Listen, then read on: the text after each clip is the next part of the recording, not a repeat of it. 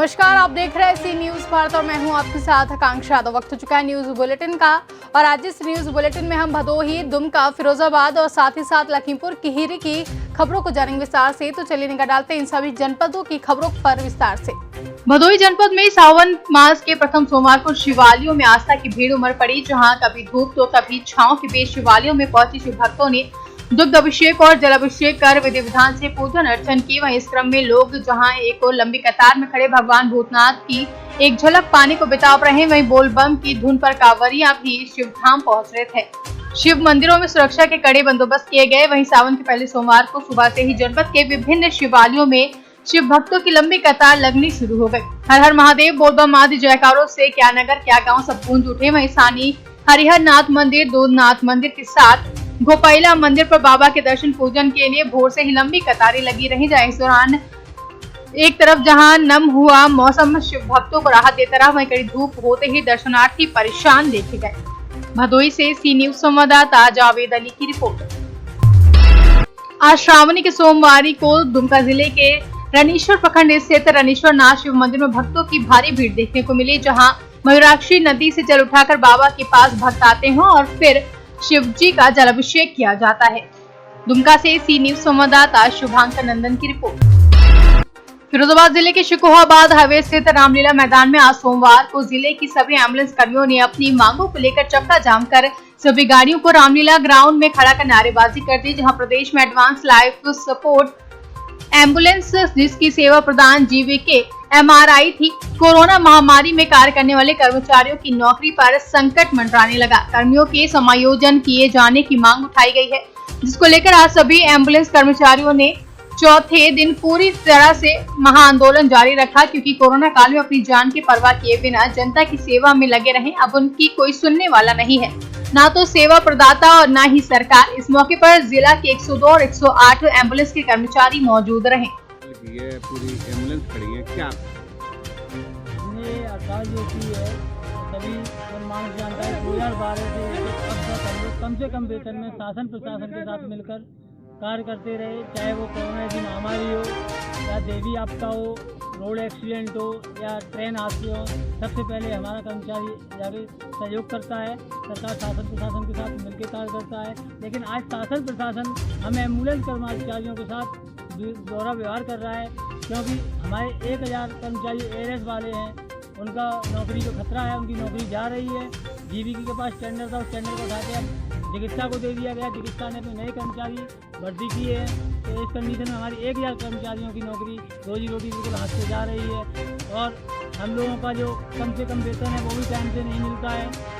आपको पता है कोरोना के टाइम में सबसे पहले जहाँ शासन प्रशासन के अधिकारी नहीं जाते थे, वहाँ हमारा एम्बुलेंस कर्मचारी सबसे पहले पेशेंट को रिसीव करता था, अच्छे से अच्छे हॉस्पिटल में एडमिट कराता था। उस कंडीशन में हमने अपनी जान की परवाह नहीं की, अपने परिवार की परवाह नहीं की, खाना पीना छोड़ के हम लोग दिन रात मेहनत करके हमने शासन प्रशासन का पूरा सहयोग किया, जनता जनमानस की सेवा की।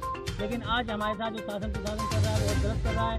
हम मीडिया के द्वारा तो आज आप हड़ताल कैसे की है? पूरी एम्बुलेंस बंद है क्या है? हमने 3 दिन अपना शांतिपूर्ण धरना प्रदर्शन किया था लोकेशन पर बैठकर।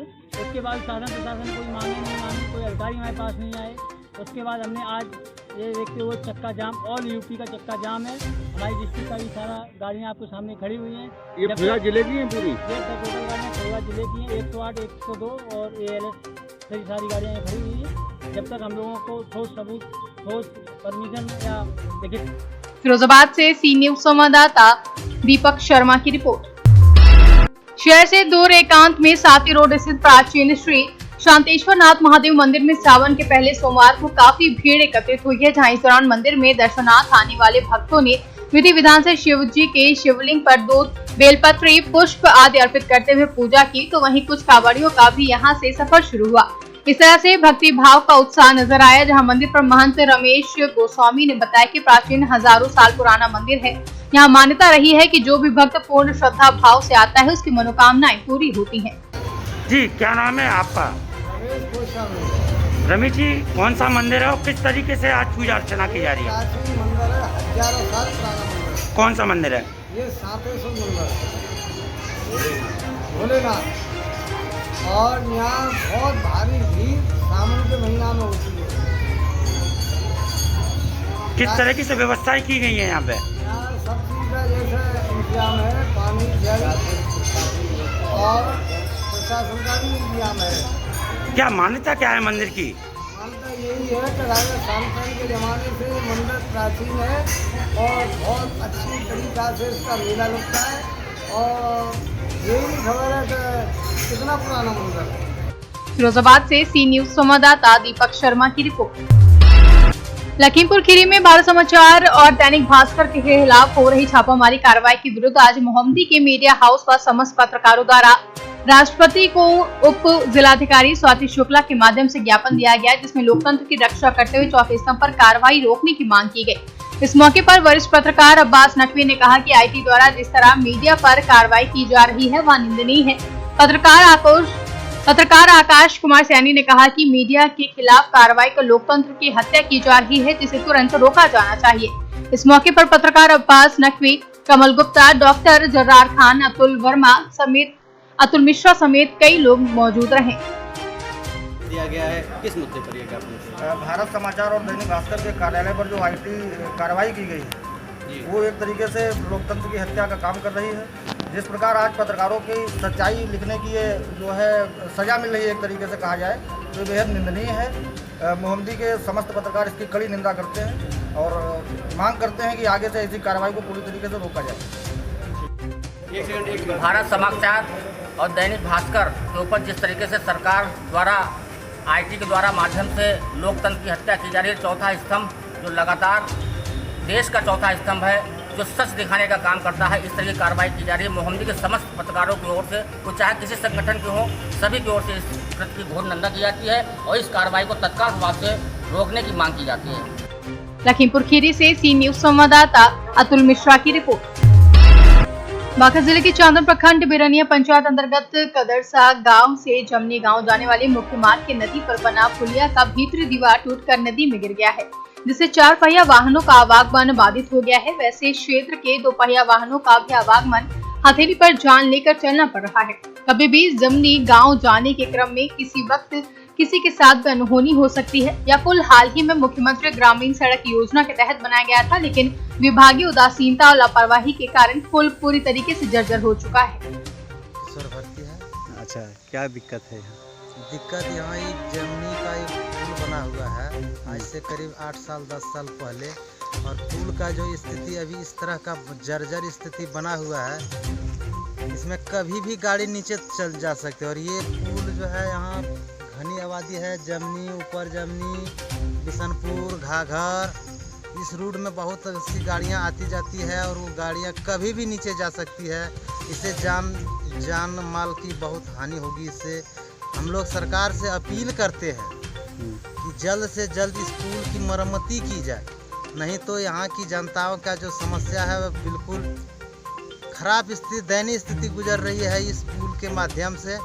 और ये पुल जो देख रहे हैं आप लोग, इस पर थोड़ा सरकार भी ध्यान नहीं दे रहे हैं और आप लोग भी ध्यान नहीं दे रहे हैं, जिसके चलते हम लोगों का जीवन नर्क में बना हुआ है। या अन्यथा ये पुल आज चल रही है, अभी खेती का मौसम है, अभी ट्रैक्टर आने जाने में जो असुविधा हो रही है, इस पुल में डर के मारे ट्रैक्टर ओनर जितने भी हैं, जिससे आप जोतने बोलिए हल, बोलता है कि पुल के उस पार नहीं जाएंगे, पुल से पार होने में डर। बांका से सी न्यूज संवाददाता राकेश कुमार बच्चू की रिपोर्ट।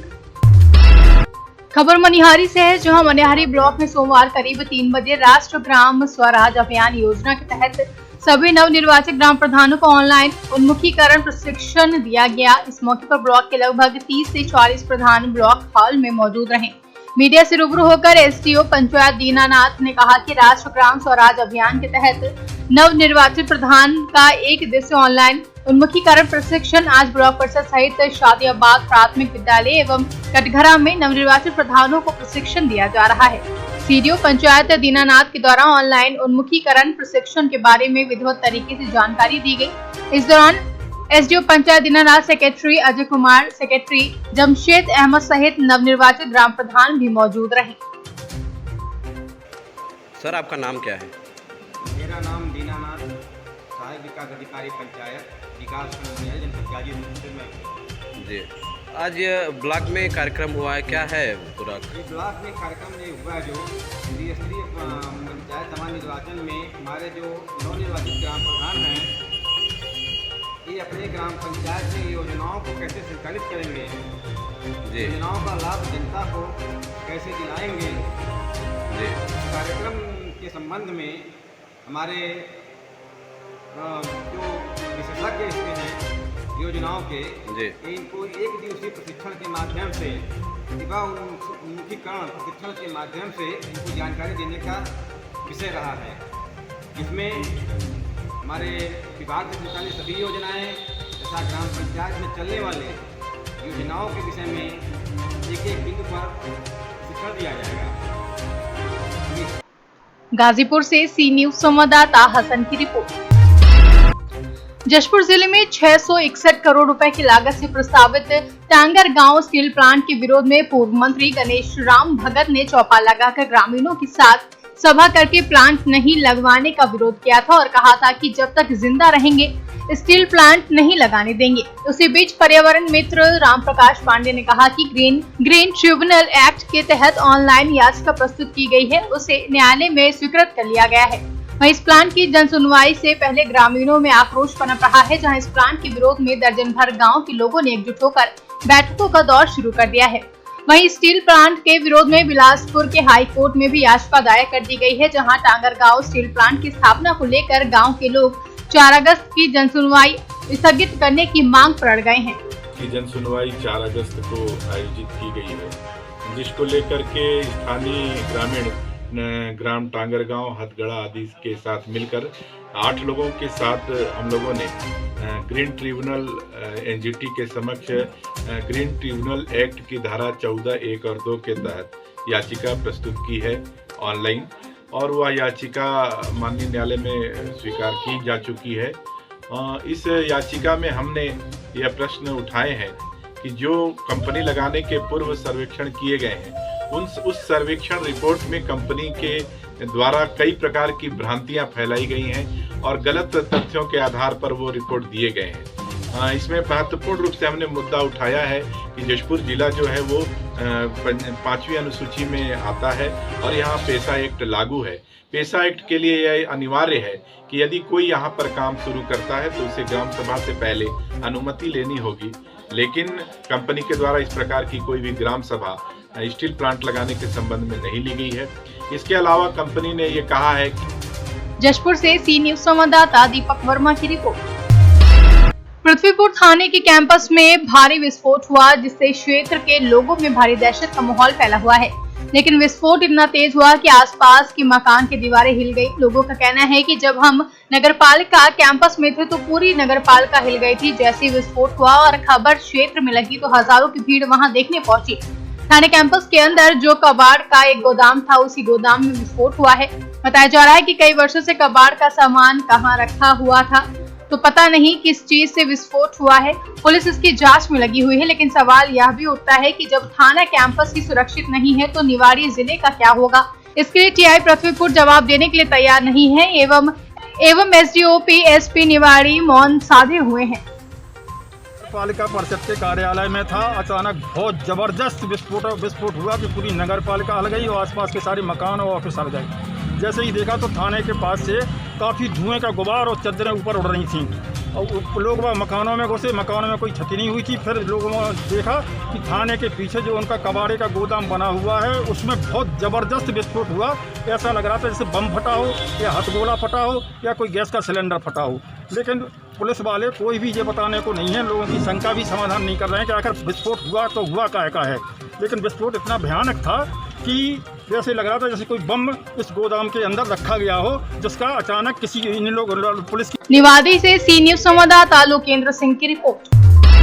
संत कबीरनगर बखीरा थाना क्षेत्र अंतर्गत भारतीय किसान यूनियन के नेता लक्ष्मण पांडे पुत्र रघुनंदन पांडे उम्र 52 वर्ष की हत्या के मामले में नामजद अभियुक्त को पुलिस ने गिरफ्तार कर लिया है, जहां पुलिया के पास अजय राय पुत्र हरिराम राय निवासी बौरव्यास थाना बखीरा जनपद संत कबीरनगर को गिरफ्तार करने में पुलिस को बड़ी सफलता हाथ लगी है।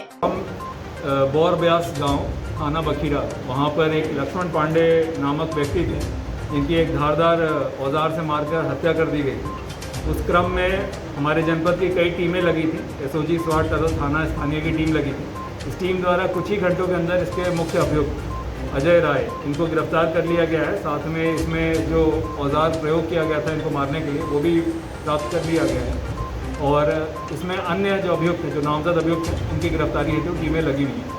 इसमें गिरफ्तार करने वाली टीम ने बहुत ही त्वरित काम किया है और ये एक संवेदनशील मामला था, क्योंकि ये हमारे किसान यूनियन के नेता भी थे। तो इसमें इस पूरी टीम बधाई के पात्र है कि इसने कुछ ही घंटों के अंदर इसमें पटापेश किया है पूरे प्रकरण में। इसमें जो कारण निकल कर आया है इस पूरे प्रकरण में, जो अभियुक्त द्वारा पूछताछ में निकल कर आया है, इन दोनों की ज़मीनें अगल बगल थी, इसको लेकर इन दोनों के बीच में कुछ पुरानी कसीदगी चल रही थी और नशे की हालत में इसने धारदार हथियार से उनके ऊपर वार किया। ठीक, इसमें गिरफ्तारी करने वाली टीम को जनपद स्तर से 10,000 रुपये का इनाम भी दिया जा रहा है और इसमें विवेचना पूर्ण करते हुए इसमें अग्रिम कार्रवाई। संत कबीरनगर से सी न्यूज संवाददाता नईम की रिपोर्ट। फिलहाल के लिए न्यूज बुलेटिन में बस इतना ही। देश और दुनिया की तमाम बड़ी खबरों के लिए देखते रहे सी न्यूज भारत।